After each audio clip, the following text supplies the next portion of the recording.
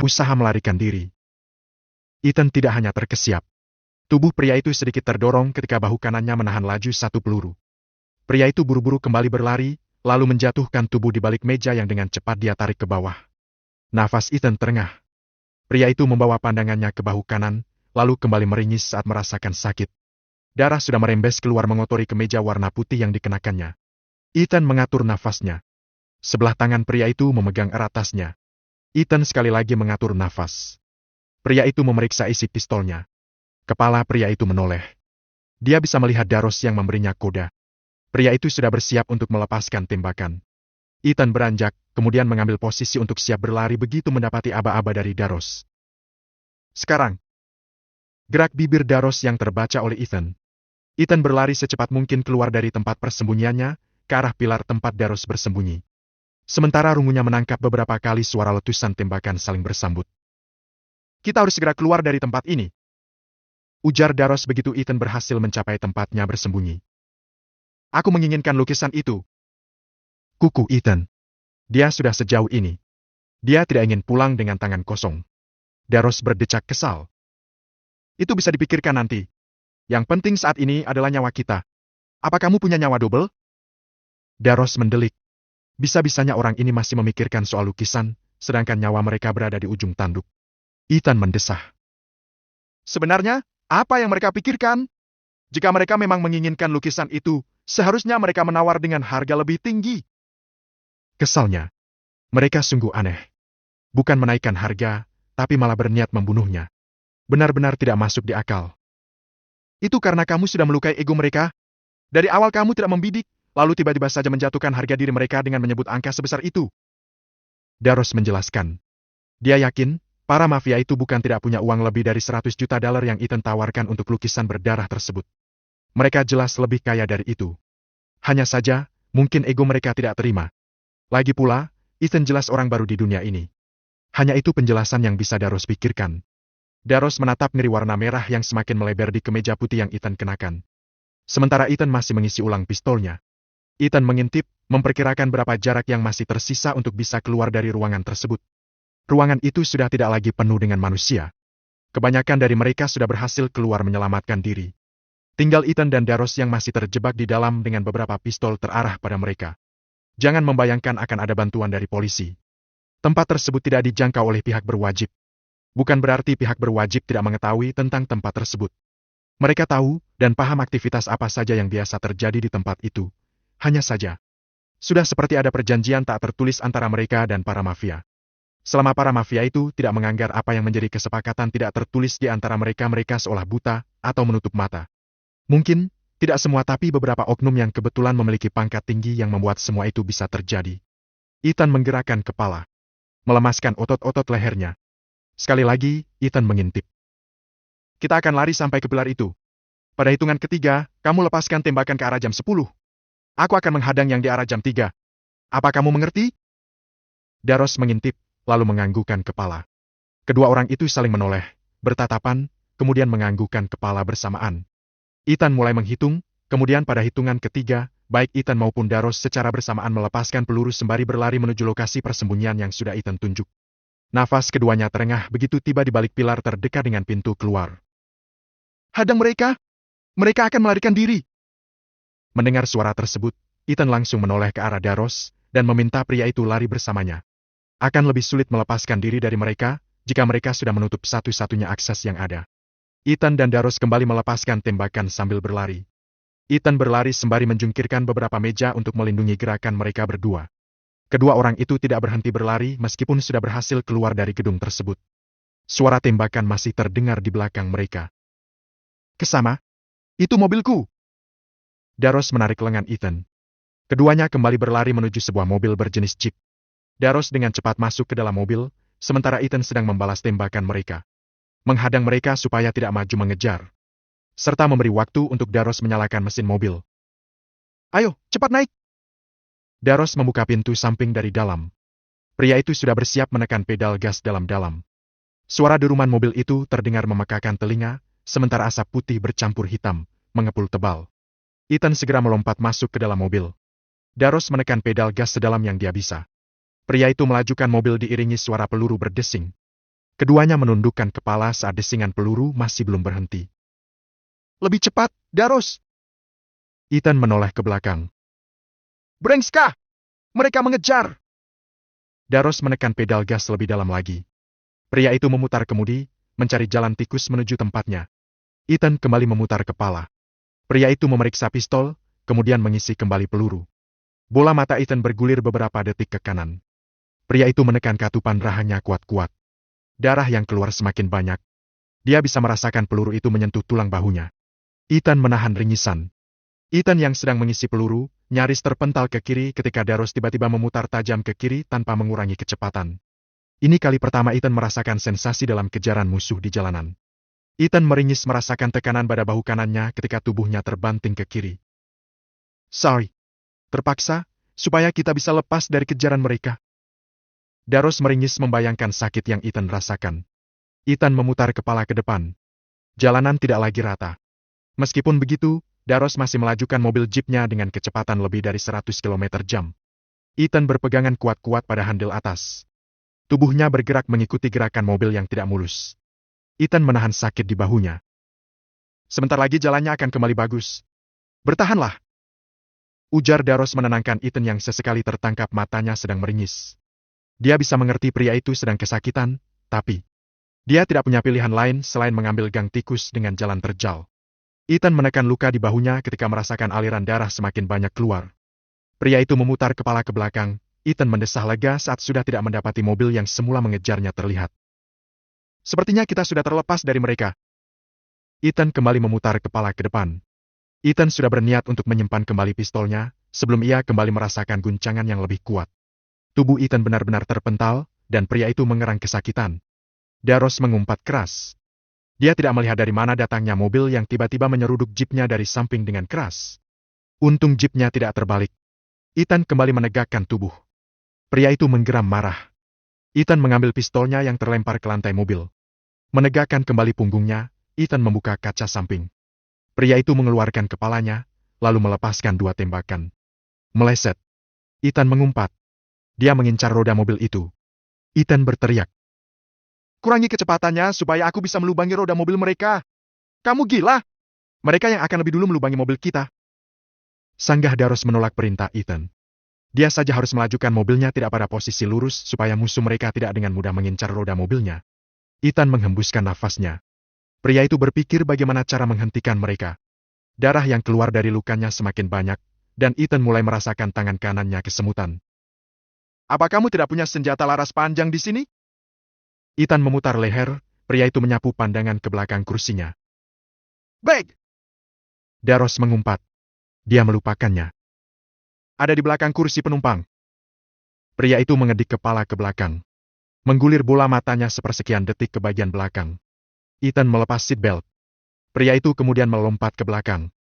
Ethan mencari keberadaan senjata milik Daros dengan sesekali merasakan guncangan. Juga tembakan yang sesekali musuh mereka lepaskan.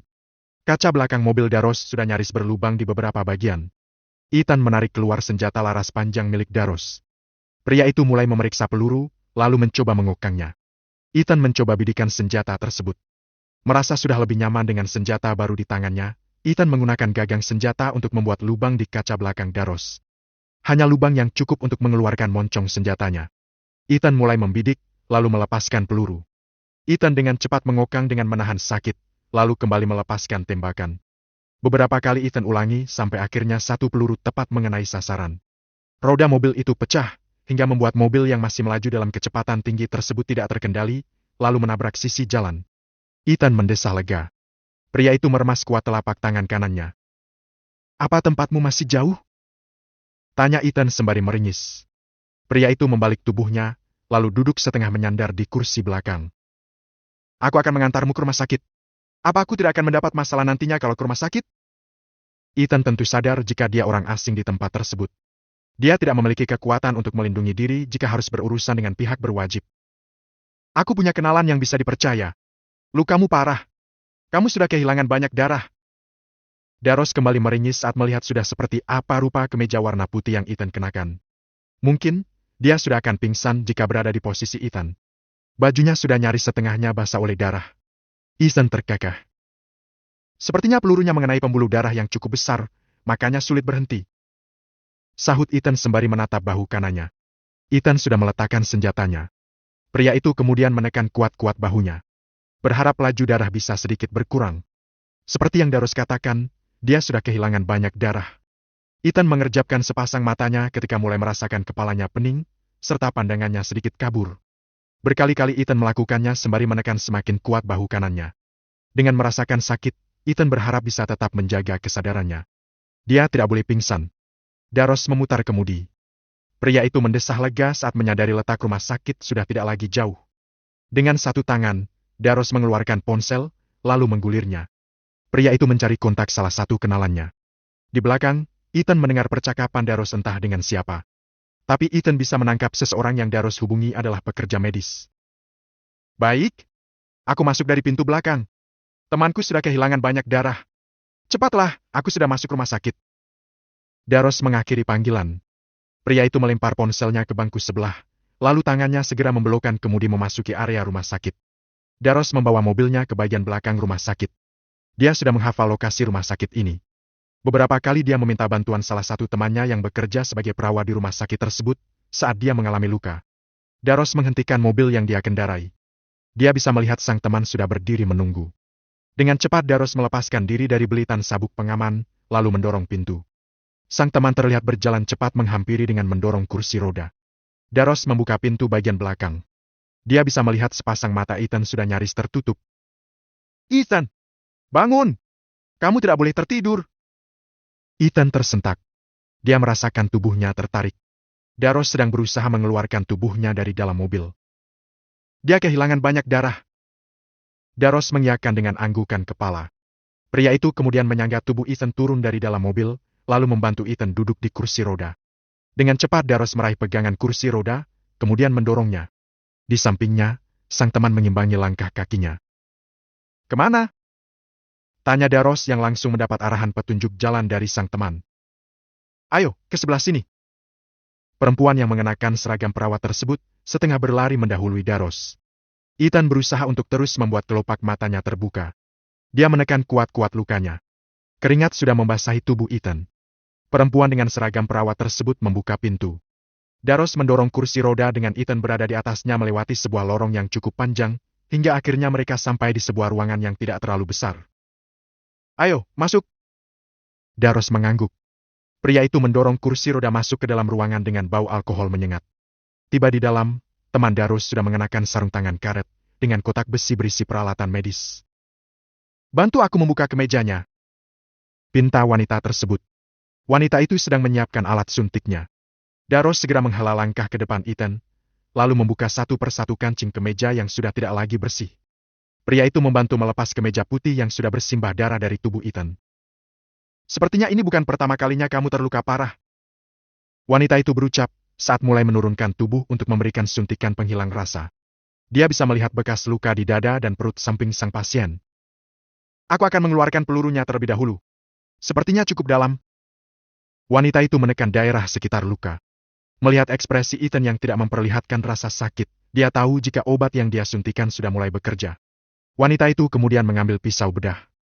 Dia harus membuka bagian yang di dalamnya bersarang benda yang menyebabkan darah terus merembes keluar. Daros meringis saat melihat sang teman mulai membuka daerah luka di bahu kanan Ethan. Sementara Ethan sendiri memilih melihat prosesnya. Ya, anestesi yang diberikan hanya untuk sebagian tubuhnya saja, hingga dia masih tersadar dan bisa melihat saat peluru itu dikeluarkan dari tubuhnya. Jangan dikira Ethan mendapatkan pelayanan layaknya seorang pasien di rumah sakit. Karena kegiatan tersebut dirahasiakan, maka semua pekerjaan dilakukan secepat mungkin. Tidak ada prosedur pemeriksaan secara runtut. Semua dilakukan dengan cepat. Wanita itu menunjukkan peluru yang baru dia ambil pada sang pasien. Kamu beruntung karena benda ini hanya menyasar ke bahumu. Bukan alat vital yang lain. Ujarnya, sembari meletakkan peluru yang berlumur darah ke dalam wadah. Sekarang aku akan menjahit lukamu. Wanita itu menyiramkan banyak alkohol ke atas luka di bahu Ethan, sebelum mulai menutup luka tersebut dengan menjahitnya. Apa dia tidak perlu tambahan darah? Daros menurunkan tubuh, lalu bertanya pada sang teman yang sedang menjahit. Aku tidak punya waktu untuk mencari darahnya. Nanti saja kita lihat. Kalau dia bisa bertahan, ya tidak perlu mencari kantung darah. Ujarnya santai. Dia sudah terbiasa melayani para mafia yang datang dengan luka mengerikan sekalipun. Dari luka pukulan, bacokan benda tajam, sampai luka karena peluru. Siapa yang melukainya? Tanya wanita itu penasaran. Daros meringis sebelum menyebut kelompok mafia yang menyerang dan mengejar mereka. Kenapa kalian berurusan dengan mereka? Kalian membuat masalah saja.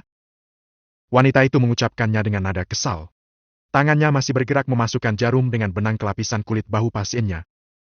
Terima kasih. Ucap Ethan setelah melihat jahitannya sudah selesai.